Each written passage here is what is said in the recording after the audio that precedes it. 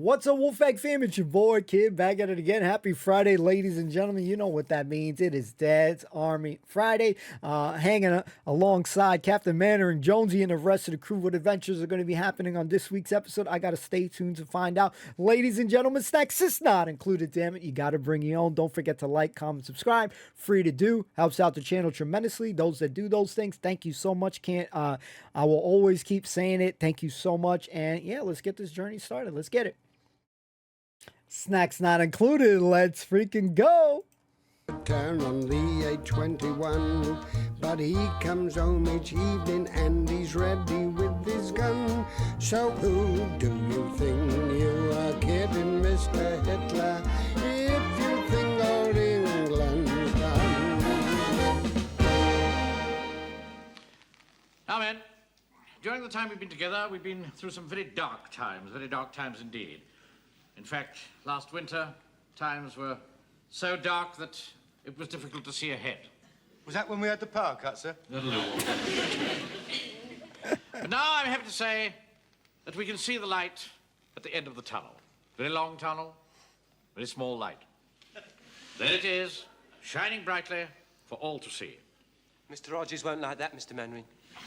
I'm not referring to the blackout, boy. I'm talking about the war situation.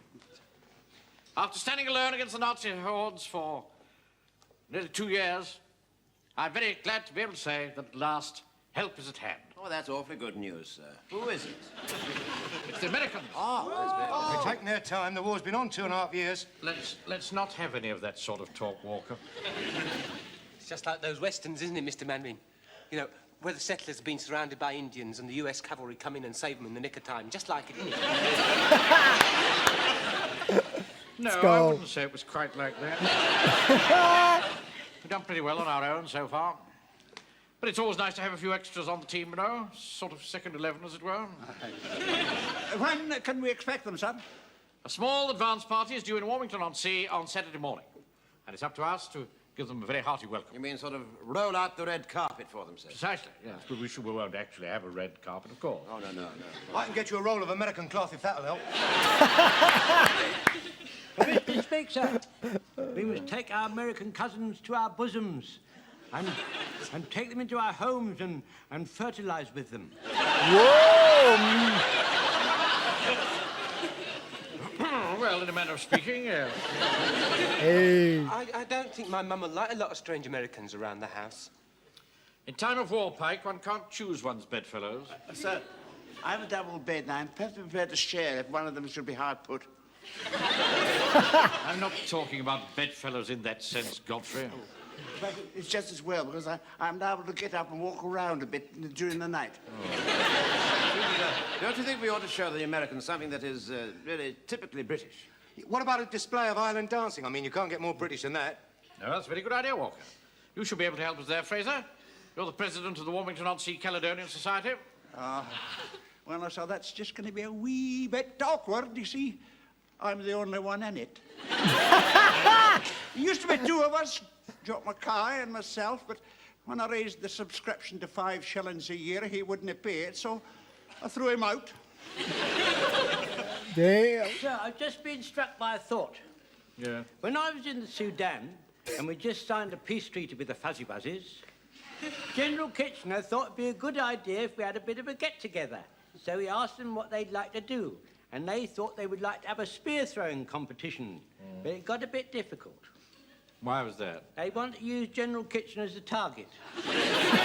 Anyway, we managed to talk them out of that, and all us British lads lined up, ready to throw our spears, and the Fuzzy Wuzzies stood just behind us, ready to take their turn.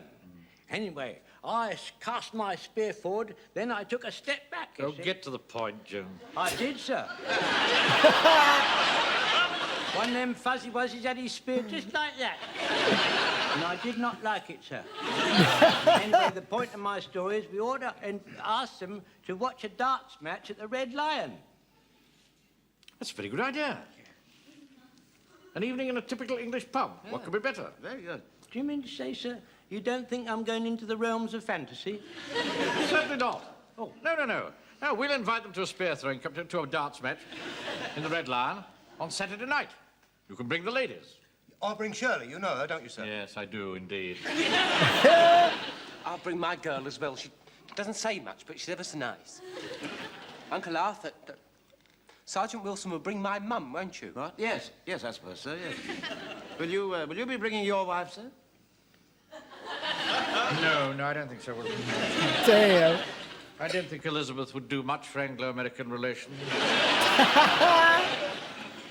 Now, what else could we think of? Well, perhaps we could fix up a banner across the bar with a message of welcome on it. I could get one made up for you, sir. Could you? Oh, good. Yeah. What do you want me to say? Oh, well, how about, hello to our brave American allies. Go to it, and you'll soon be home. You can't have all that. They go twice round the bar and across the high street. I'll cut it down for you. Look, you don't need hello to our brave American allies. I mean, the Americans know they're brave. We'll call them Yanks. Okay. You need to tell them where to go, they'll soon find out. Yeah. And there's no need for that, you'll be home soon. I mean, they've only just come into the war. Yeah. What have you got left, Joe? Yanks go home.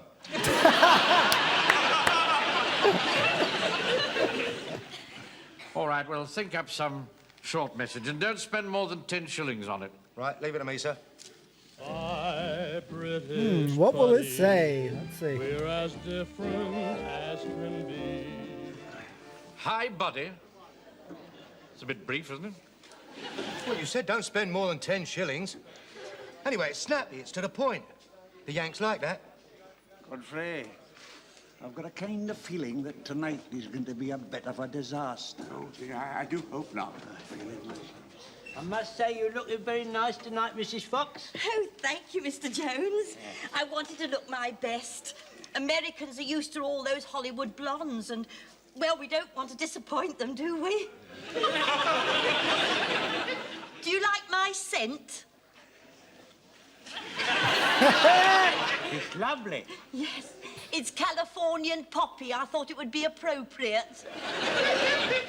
Do try and cheer up, Arthur. I'm perfectly cheerful, Mavis. Oh, no, you're not. After all, you don't take me out very often. You could at least make an effort. No, it isn't that at all. You see, it seems to me that I can never, ever be able to get away from Mannering and the others. I mean, I'm with him all day at the bank and on parade with him in the evenings. And now, one night off, he has to drag us all over here to meet all these Americans. You see, I'd much rather be in a nice, cosy cocktail bar, listening to a little Noel Coward playing on the piano. I saw Noel Coward once in that film in which we serve. He's not little, he's quite normal size. Oh. I wonder what these American soldiers look like. I've no idea. Ivy said she saw them arrive at the station, didn't you? Did she? I wish you'd ask her to speak up, Frank. I can never hear a word she says. She says they're very smart. They're all dressed as officers. Even the privates? Even the privates. She says yes. Wonder what's happened to Shirley. I think I'll go and give her a ring. Thank you for making up the darts team, Vicar. Oh, that's all right, Mr. Mannering. I'm always ready and eager to help cement Anglo-American relations. Have a drink? Oh, thank you. Scotch, please. Large one. My man. Virgin? Lemon shandy. Small one.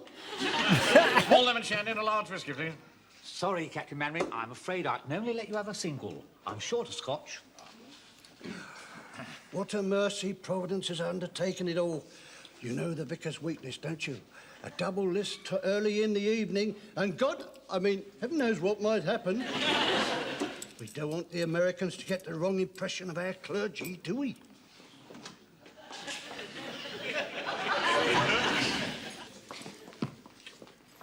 Hello? Shirley, is it? Yes, where's Joe? He's phoning you. Oh, I'm sorry I'm late. I had to put my face on. What? I haven't overdone it with the makeup, have I? Well, I was going for the demure look. After all, we don't want to give the Americans the wrong idea about us English girls, do we? Good evening, Captain Mainwaring. Yeah. Suliki, how are you? My name is Cheesemunsey, and I'm from the Eastbourne Gazette, and I'd like to take a photograph of you greeting our brave American allies. Yes, excellent. Good. And this is you a good lady, eh? What? Oh, no, certainly not. Ah, chance would be a fine thing. Well, you see... Wilson. Where were you? You see, Captain what it is like this. I'm writing a series of articles for the Gazette entitled Doughboy Meets the Tommy. Phew, brilliant. And I thought it would be a good idea if you and... Oh, yes, well, all right. Well, I'll see you later, Captain Mainwater. I say, tip me the wink when you're ready to take the photograph, will you? Eh? When you're ready, I want to take the glasses off, you see. Tell me when you're ready. I don't want the glasses in the picture. I'm with you all the way. Right, old boy. Nice chap. Okay, Wilson. Yes. When these Americans arrive, I want you to line them up, and I'll just say a few appropriate words. Yes, I trust you're not going to be too formal, sir. Well, no, of course not. That's the whole point of the thing. Now, I understand there's some sort of a colonel in charge of them. That's right, yes. Now, how does one greet him? Well, he'll probably say, howdy, partner, put it there. Yeehaw! Howdy, partner, put it there. Put what? Where? His hand in yours. What? Well, he'd just shake hands. Don't be absurd. Well, that's what he'll do. An American colonel wouldn't say, howdy, partner, put it there. You and that boy Pikes see far too many American films. Huh? Evening, Napoleon. Evening, Vicar. Evening, Mr. Hodges. So nice of you to make up our little dance team. Oh, it's all right. Always ready to give the home guards a good thrashing. What time do we kick off? 9 o'clock. 9 o'clock? Why do we have to wait till then? Because it's being put on for the benefit of the Americans. Oh, blimey, I hate blooming Yanks. Loud-mouthed, overbearing lot. Oh, I can't stand them. Oi, what about some service? Hey, Mr. Manning, they're here. What? The Yanks, 2 jeep loads outside. Ah, right. Jones, fall the men in. Is that right? Come on, get fell in. Informally. Informally, fall in. Fall in informally. No, not you, Mrs. Fox, not you. Oh, but I don't want to be left out of anything, you know. Go and sit down, Cheryl. Why? I'm sure those Americans would much rather meet us than all those old men. Go and sit down, ladies, will you please? Oh, does that mean I put all this lot on for nothing? Wilson, I hope not. Stand over where? Over here. Oh, right. Come over here. That's it. Right. Now, you stand there, like that. Now, Mr. Cheeseman, when exactly are you going to take this photograph? Oh, as soon as they come through that door. Ah, good. Right.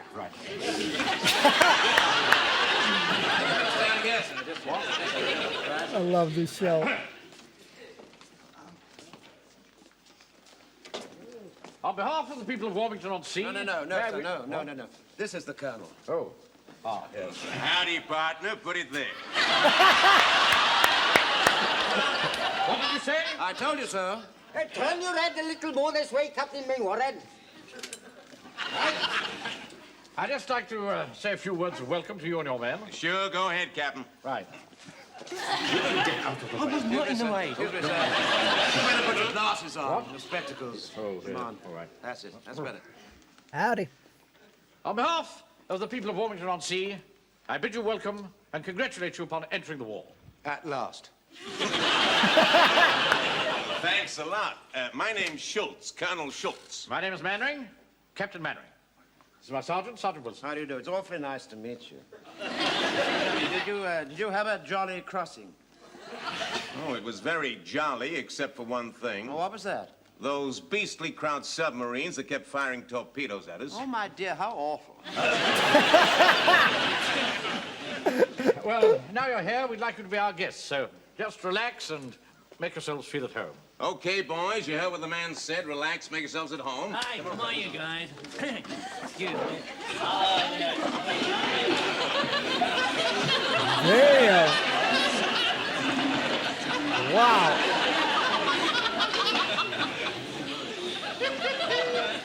Would you like to meet some of my men, would you, Colonel? This is Lance Corporal Jones. Howdy. I'm very pleased to meet you, sir. I had the honor to serve with the Americans in France in 1917, sir. They used to call us limeys then, sir. I expect you know why they done that, didn't you, sir? No, I can't say I do. Oh, well, in times of old, on British ships, the sailors, they used to get all scurvy and mingy, you see. And the captain, he got a bit fed up of this, and he called them all round and he said, now listen, boys, I'm sick of you crawling about all looking scurvy and mingy. I want you to drink some lime juice. So he used to get them all together in the evenings, and he used to make them drink lime juice. But there happened to be an American sailor on board, and he refused it, and he told the captain what to do with his lime juice. And the captain got very cross, and he ordered him to be flogged. So while he was being flogged, the captain said, "Why do you not drink up your lime juice like our brave British lads?" And the American said, "Ow, they're nothing but a lot of, nothing but a lot of crawling limeys. Ow." And that ow was the noise what he ejaculated while he was being flogged, you see. Anyway, hence the expression limeys. You don't say. I do, I just told you.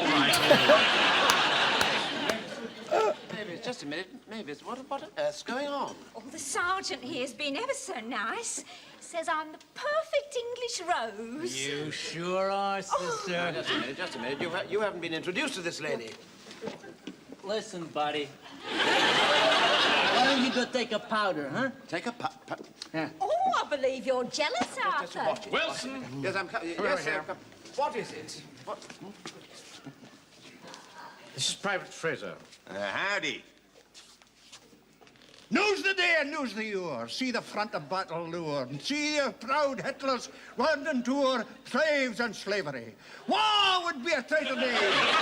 War said basis be a slave. War would fill a coward's grave. Lie, turn and flee.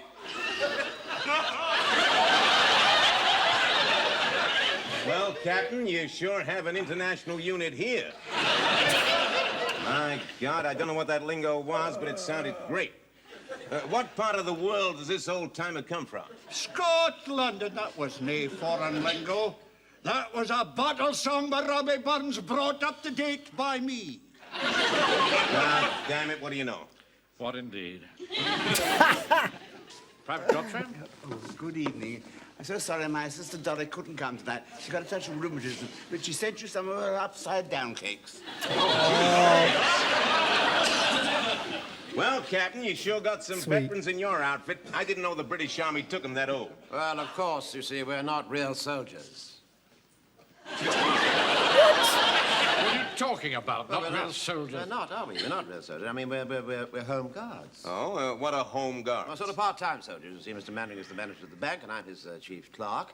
And most of the others, you know, they've got shops and things like that. And this was formed, you see, the home guard was formed to protect the town against German parachute troops and things. Well, you don't need to worry no more. We'll do all the defending there is to do around here. Now, you old-timers, just relax, take it easy. Huh? How kind. Don't you think we ought to go and have a drink at the bar, sir? Wouldn't that be a good idea? Real soldiers. What? Yeah, Colonel, come here. Listen, if you need anything like, you know, razor blades, petrol coupons, or elastic, let me know. I'm sorry you're wasting your time, Buster. We don't need a thing. We brought it all over with us. No money for you. Do something quick. Look at them Yanks with our girls. I fancy you've been a real cowboy. I bet a lot of you are film stars and all. Oh, I do like these American boys. They're so nice and clean cut. Oh, and they were so generous. Joe, come and have a look at his medals. He got that one for sharpshooting and that one for good conduct. Not too good, I hope. Whoa. Just a minute. Mrs. Fox, you ought to be ashamed of yourself. You're old enough to be his mother. Well, if it comes to that, you're old enough to be my father. Here, Joe, what are we going to do? Oh, search me. They don't want to buy anything, and now they pinched our girls. If you ask me, this war's taken a very nasty turn. Let's go and have a drink. Ivy? Ivy, you're supposed to be with me.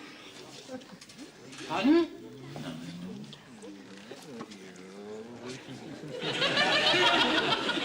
Mum? Uh-oh. Mum!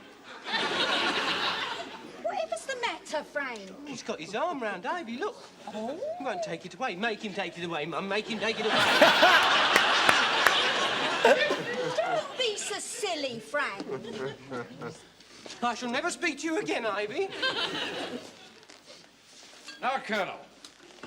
There you are. Try some real old English beer. Captain being worried. Oh, yes. Well, thanks. Well, bottoms up. My God, it's warm. I bet you've never tasted anything like that in your life. It's quite cool to me. Yeah, it tastes like tub water that's come through the faucet. Oh, no, you don't have to force it. You just turn the tap on, it runs. Well, what did you say, kid? Are you having me on? Having you on what? Perhaps you'd like to try something else, would you? Okay, I'll have a highball. Of course. Give this gentleman a... Highball. You got a highball? Highball? What's that? Scotch on the rocks. Oh, sorry, no scotch. Now, what sort of a joint is this? No scotch, warm beer? Is this your idea of typical English hospitality? I'm very sorry, but we've been fighting a war for 2.5 years, and things are in rather short supply. Now, what do you mean by that remark? Nothing, really. Hi, Colonel. My name's Hodges. I met some of your blokes when they came out to France in 1917 under General Pershing. You mean General Pershing? Yeah, well, I knew it was some Pershing general. You notice I said 1917, and as we all know, the war started in 1914. All right. Now, you've come over to win this little lot for us, have you? Still, better late than never. I mean, the war's only been on for 2.5 years, isn't it? It's an improvement on last time. Captain being worried. Oh, yeah. What did you say, Buster? I said you're improving. This time, 2.5 years instead of 3. Hold it now. I can assure you, sir, that it was not our fault. Hodges made an insulting remark. The American went to hit him. Hodges dodged, and I got hit instead. But my men were in no way to blame. Yes, I realise that, Mannering. But the fact remains that a photograph of you brawling with an American colonel is on the front page of every newspaper. The German propaganda machine will have a field day with this. The Americans have only been in the country a few hours, and there's a fight with British troops. It'll be all over the world. Well, we're going to nip it in the bud. What do you want me to do, sir? I'm sending that reporter over to your place today. I want you to ask the American colonel round and make a public apology to him. I want a photograph of you two shaking hands. I'll see it gets in tomorrow's papers. You want me to be the scapegoat, in fact, sir? I'm afraid so.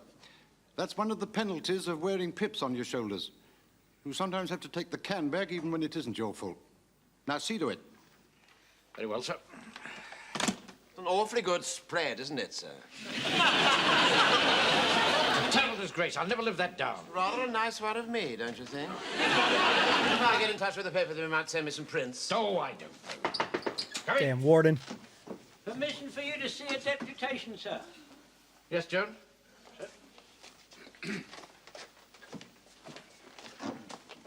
We'd all like to apologise for what happened last night, sir, but to assure you it was not our fault. Well, I know that, Jones, and GHQ knows it. But the fact remains that I have to make a public apology to that American colonel. You mean they're going to make you the scapegoat? But even if I have to make a public apology, I intend to see that GHQ realizes that it's no responsibility of ours. I'm going to make out a report which will completely clear us of all blame. I want you to tell me, in your own words, exactly what happened on Saturday night, and we'll start with you, Sergeant. Right, sir. Well, when the fight started, I thought I'd better get out of the way, so I dived under the table. Yeah. That was after he thumped the American sergeant. After he What? I'm sorry, sir, but you see, I only gave him a couple of taps. He'd been getting on my nerves all the evening. He was being far too familiar with Mrs. Pike. Mum was furious. When Uncle Arthur got home, she wouldn't let him in. He had to spend all night in the coal shed. Damn, Pikey. Now, what about you, Jones? There's a very nasty bump on your forehead. Which American did that? None of them, sir. It was Mrs. Fox. Mrs. Fox? Yes, she didn't like my attitude to one of the Yanks. What were you doing? I was banging his head on the floor. In a deadly dervish death grips, and I was... Fraser? Well, son, I just give this fella a wee bit of a push. No more, mind you, no more. A wee bit of a push. Well, it knocked a whiskey out of my hand and no decent Scottish son for that. It was just unfortunate that he happened to collide with the bottle that Joe here was holding. Yes, well, I can explain that, sir. You see, when the fight started, I thought I'd calm things down with a bit of a sing-song, you see. So I was conducting away like this. It just so happened I had a bottle in each hand.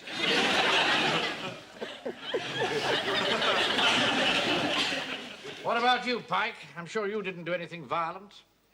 I must confess I did, sir. I lost my temper. See, those two Americans, they kept on clinging to my ivy. They wouldn't let go, you see, and Mum wouldn't do anything about it, so I thought it was about time I stood up for myself. I decided to be a man. Right. What did you do? I walked straight up to him, and I went... He chased me round the table twice until Mr. Godfrey hit him over the head with a chair. Godfrey? Well, sir, he trodden on my sister Dolly's upside-down cake. Oh! How dare he? Better leave sleeping dogs lie. I'm sorry to crash in on you like this, fellas. Oh, well, that's all right, Captain. You just relax. I just want to apologize for what happened last night. I never realized what you guys have been through, what with all the bombing and food shortages and the like, and I thought I'd make it up to you. I brought some scotch and some candy. Oh, I say, that's awfully generous of you. Oh, forget it. Now, what I want to do, Captain, is to apologize to your men, and this press guy over here is going to take a photograph. Hello again, Captain Bach.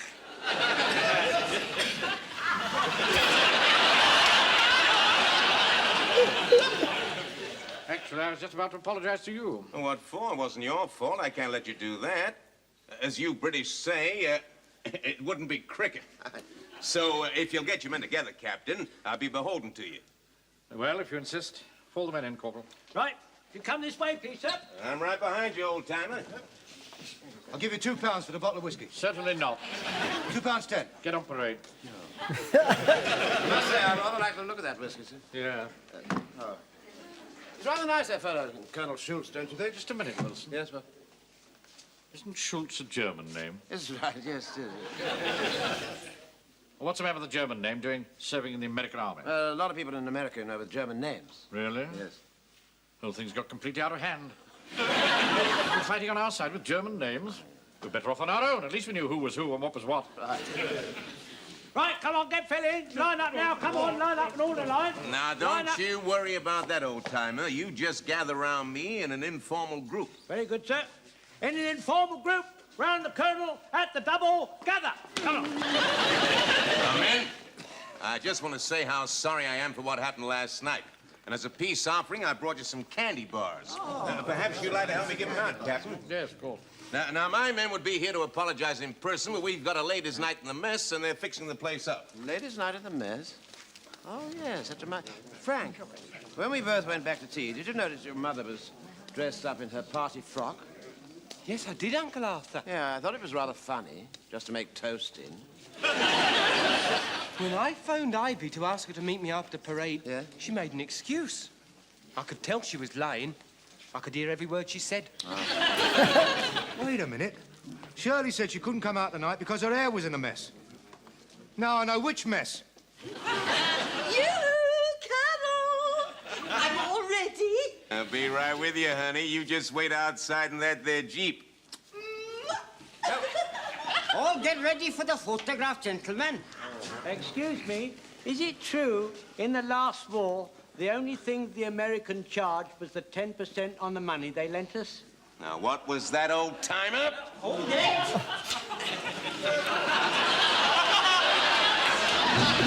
No way! You!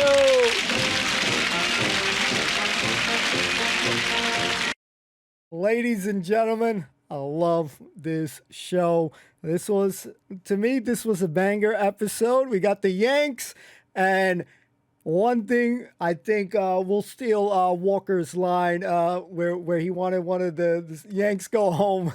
I think all the home guard is definitely going to want the Yanks to go home, but it provided some great laughs. We got to talk about it, okay? Thank you so much for hanging out. Appreciate you all. Freaking love this show.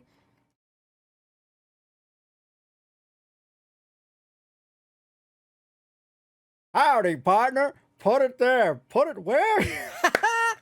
Ladies and gentlemen, this was another banger episode. I don't know about you all, but I had a blast kicking it with my boys in Dad's Army.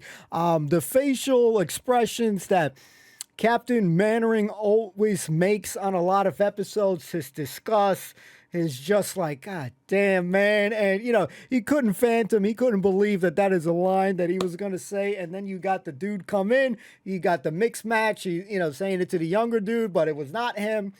And then he just fucking says it. Howdy, partner. And then you got freaking Wilson.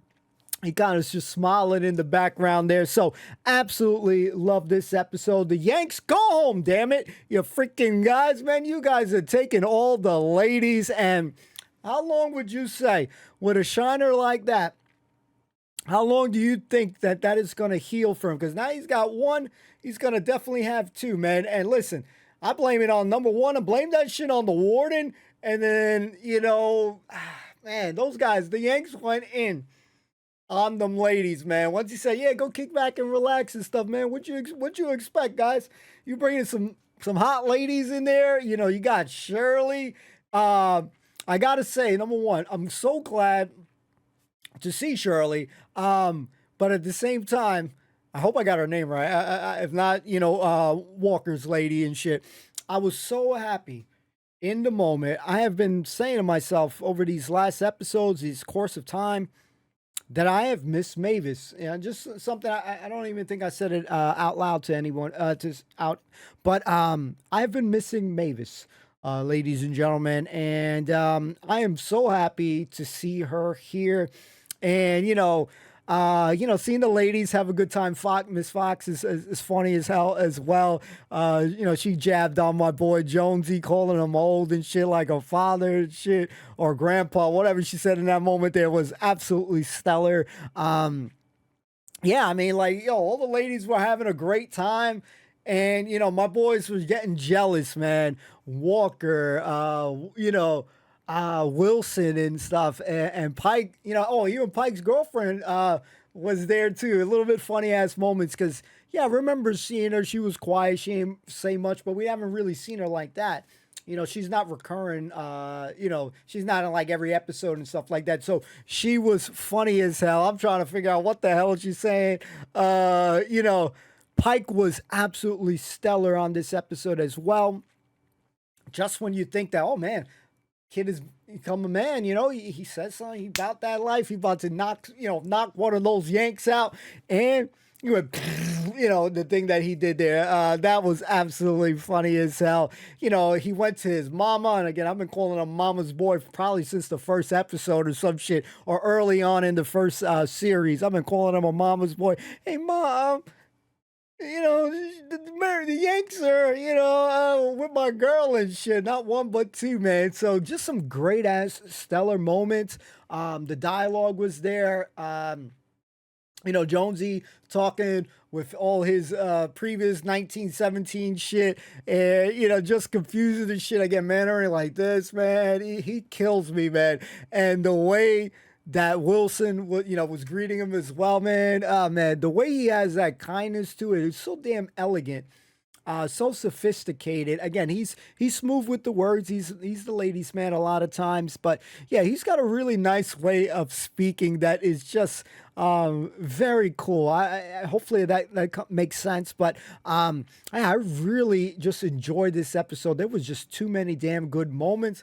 Warden coming in here, starting the drama, the moments with the verger, and the vicar with the drinks, large and a small from my little, from the man's. There was just a lot of great moments on this episode. And unfortunately, the other colonel was right. You got somebody's going to have to take the fall. And it's usually a lot of times it's somebody that it's not responsible for these, scenarios. So I was feeling, like upset, sad, but again, you got to follow, somebody's higher ranked than you, you got to follow orders, man. You just essentially, you got to do what you're told and stuff like that. So I know Mandarin really didn't want to do it, but, he follows the order, the chain of command, essentially. And, I'm glad it was supposedly supposed to work out, but once you seen the ladies, Miss Fox and shit come out, Jonesy was not having that shit, man. And bam, drama just ensued. So one thing that I would say, when they said that the Yanks were going to come, I had a feeling that there was going to be some drama, man. And, you know, Wilson saying, you know, these guys are not really, you know, troops and, you know, essentially, you know, they're home guards and all that stuff. Listen, man, these are the braves. I don't care. These are the bravest freaking, you know, dudes that we have seen, man. They would put some of the other soldiers to shame, man, because these guys got a heart of a lion, brave heart, you know, just very impressive. And shit, even my boy Godfrey, don't you ever drop that freaking cake. She made some cake, man. How you drop the food, man? So Dolly, man, you know, cooking up, and you gonna disrespect Dolly?